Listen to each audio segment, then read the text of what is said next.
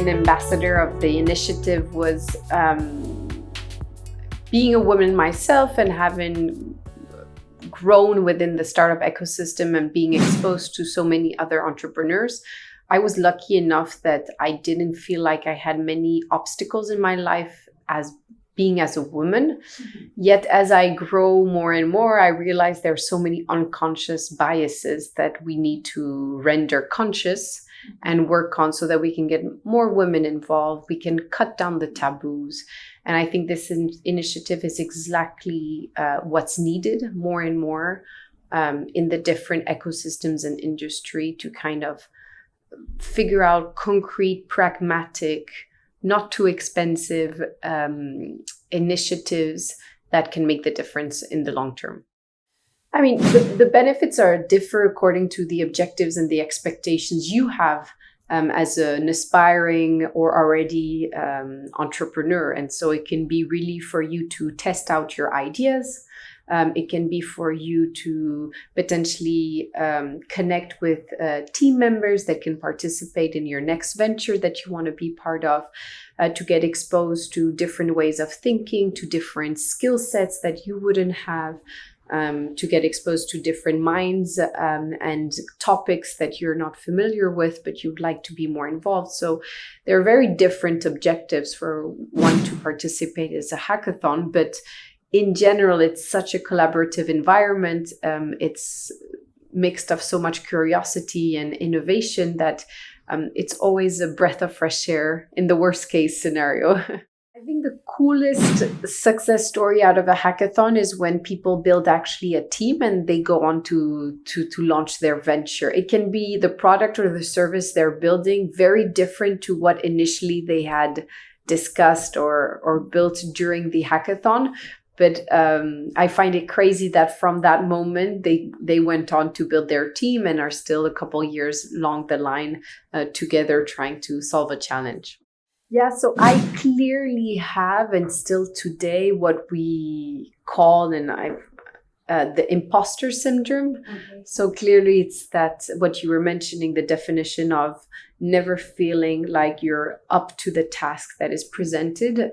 And I think it's very much related to the fact that, so it's stereotyping, but many women tend to be perfectionist or tend to have a very clear understanding of the full scope of the role before buying in.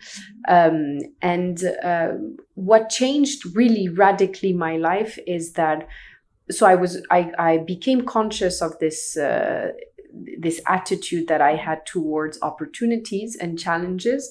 I am able now to detect them very well when I find myself in a position of suddenly going, no, I'm not ready for this. I don't have the skill set for this. I've just seen the other candidates. I will never be capable. So this kind of negativity comes in. And I have literally people on my phone that are shortlisted for this and that I can call at any time. And there's several people in case the first, the second don't pick up. And I tell them the situation and they kind of like bring me back to reality by like, stop freaking out. Of course you're capable. We can work on this later, accept this. And it's made a huge difference because many of the opportunities and the best stories within my career, I would have clearly turned them down if I was alone with myself making the decision. So that's how I operate around this weakness of mine. Really, I honestly believe that you are the definition, you're the sum of the people that surround you. And so you have to be very clear on who you want to spend time with. And these people usually will help you go through these moments of self-doubt and lack of confidence in yourself. And to be very pragmatic, like myself, put on speed dial people. It can be family, friends, colleagues that believe more in you than yourself many times, with whom you can share this anecdote, this opportunity, this challenge, and they can quickly put the distance necessary for you to jump in and take this opportunity. So yeah, concretely put put people that care about you on speed dial so that you can call them every time you have doubts and you're going to probably make a not so good decision. It's tough, because I would really, and it's very difficult because every time I meet someone 10 years younger than me, I say it, but I know they're not listening because it's somehow I feel like they need to experience it to understand it. But I would really say cut yourself some slack. I mean, even though everything seems to go so fast, and that's a great indicator that things are going well, but you have time. I put so much pressure on myself on who I had to be, who I had to represent. The environment, the people, the status was so important. When going down the line, it's everything but important and only insignificant in what really defines you. So yeah, cut yourself some slack, but I've tried to share this, but it's very tough to see them really believe me. I feel like you need to experience it. So at that stage, my best advice would be, choose the right people. You quickly can get a sense of when you spend 1 hour with someone, if at the end of that hour, you're uplifted, there's something positive, light, you're smiling, you're energetic, you're motivated. And there's people with whom at the end of that hour, there's a gut feeling that you don't feel good about yourself, or you've got less energy, you're drained, you're less focused, you're less careful about yourself. So figure that out and put aside these people from your life. And I think at least they will accompany you through the journey of being much more kind to yourself. Yeah. So I'm really a perfectionist. So it's very tough for me to learn a new skill and execute it very quickly afterwards, because I tend to want to really understand it to the extent. And the more you dig in, the more you need to learn. So it's a kind of endless cycle. And then I can be someone that can be blocked quickly by not being capable of executing it because, this kind of syndrome of I'm already going to get it wrong comes up. So again, I have the right people that help me. I tend to know that I can get quickly overwhelmed by the bigger mass of having to solve this issue. And what works really well for me is to break it down. So you break it down step by step. It makes it much more digestible to move forward. And that's the same with learning a new skill. You see kind of that.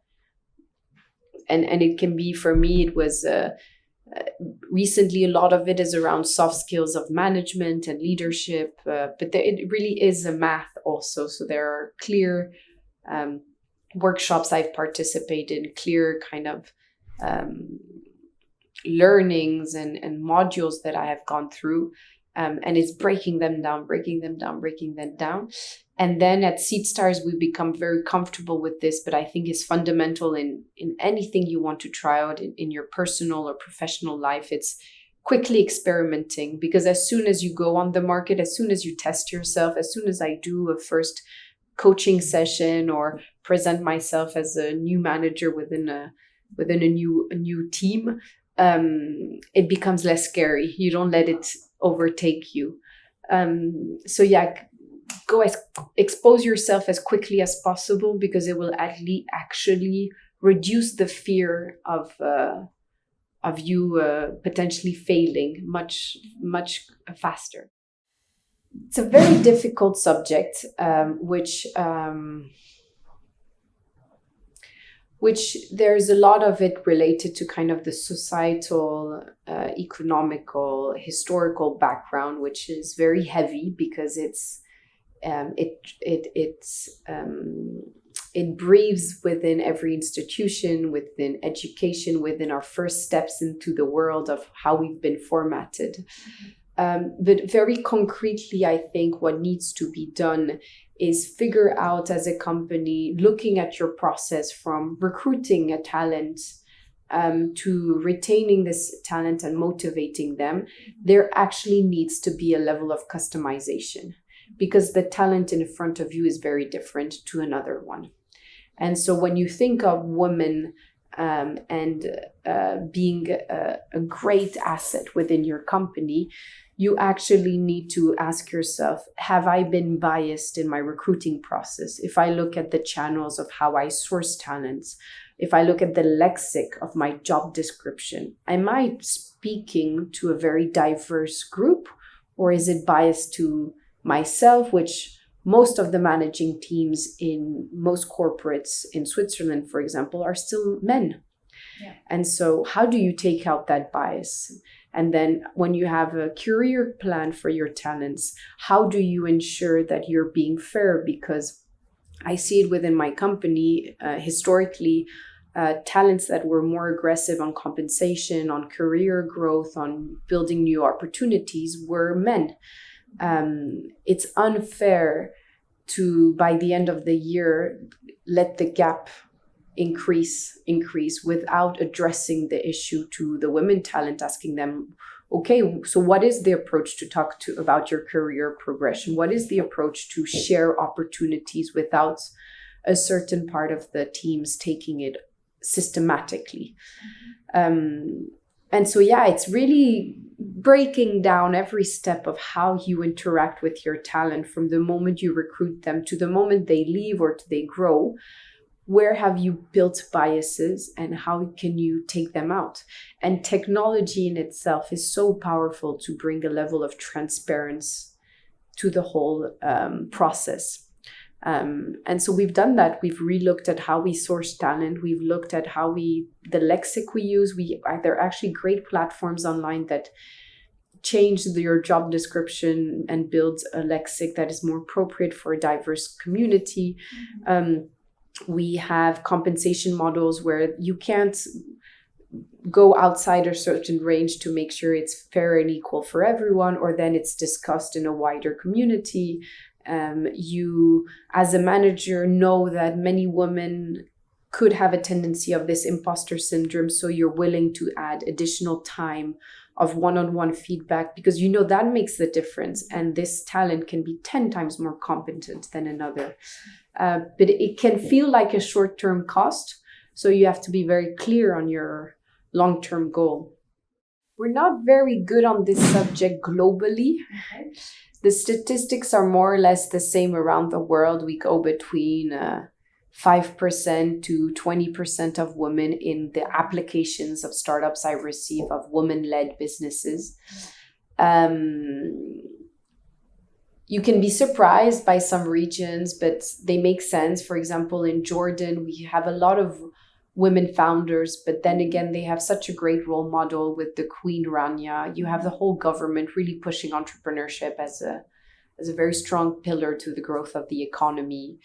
You have this level of diversity with how they are managing the migrant crisis, etc. So you have those surprises and understanding. In other regions, we've seen a lot of women entrepreneurs in this tech world because other industries were shut off. So becoming an engineer was something much easier for them to consider. But in general, there's a big issue of society not having found an appropriate way to include parental care as a extremely important role that needs to live cohesively with the workforce. And there absolutely needs to be action taken, and Switzerland is still far also from that sense. And it goes from how do you tax couples versus individuals. I mean, I see my friends in Switzerland, as soon as they get married, the fact that their revenues are accumulated, quickly the conversation goes, well, it just doesn't make sense for me to work.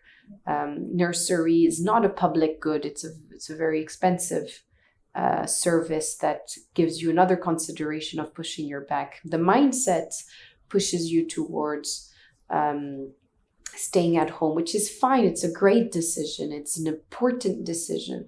But could we figure out a model of work environment where home office, where flexibility of Monday to Sunday, flexibility on how do you reintegrate mothers that have had children?